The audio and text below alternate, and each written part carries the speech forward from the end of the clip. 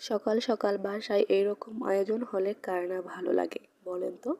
সকাল সকাল ঘুম থেকে উঠে যদি এরকম গরম গরম পিঠা চোখের সামনে হাজির থাকে তাহলে তো আর কোনো কথাই নেই। হ্যালো ভিউয়ার্স, আসসালামু আলাইকুম। কেমন আছেন সবাই? আশা করি সকলেই খুব ভালো আছেন। আজ শুক্রবার, জুম্মার দিন, সবাইকে জুম্মা মোবারক। তো ঘুম থেকে ওঠার পরেই বাসায় শুনতেছি কি জানি বাটাবাটির শব্দ। এসে দেখি আমার মা পাটার মধ্যে ডাল চাল একসাথে বাটছে, সাথে দিয়েছে আদা রসুন কাঁচামরিচ পেঁয়াজ, একসাথে এগুলোকে বেটে মিশ্রণের সাথে মিশিয়ে পরিমাণ মতো লবণ দিয়ে হলুদ মরিচের গুঁড়ো দিয়ে মিশিয়ে নিল। তারপর কাটা ধনেপাতা কুচি উপরে ছড়িয়ে দিয়ে এখন ঝিনুকের সাহায্যে রুটি সেকার তাওয়ার মধ্যে এরকম সুন্দর গোল গোল করে পিঠা বানাচ্ছে। আর আমি দাঁড়িয়ে দাঁড়িয়ে দেখছি, লোভ সামলাতে পারছি না। এটা আমার ভীষণ পছন্দের একটা পিঠা। আমাদের স্থানীয় ভাষায় এটাকে চাপটি বলে।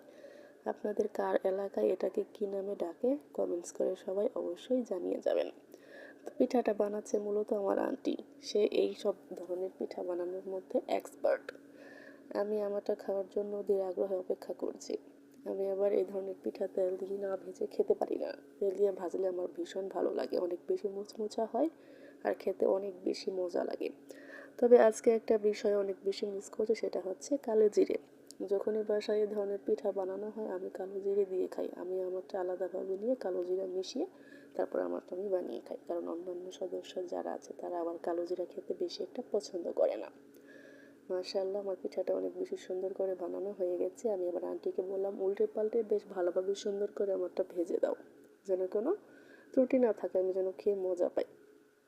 তো ব্যাস আমার কথা মতো ভেজে দিল। এই তো দেখতে পাচ্ছেন আমার পিঠাটা রেডি। মাশাআল্লাহ, দেখতে অনেক বেশি সুন্দর লাগছে আর অনেক সুন্দর একটা মিষ্টি ঘ্রাণ বেরিয়েছে আর খেতে অনেক বেশি মজা ছিল।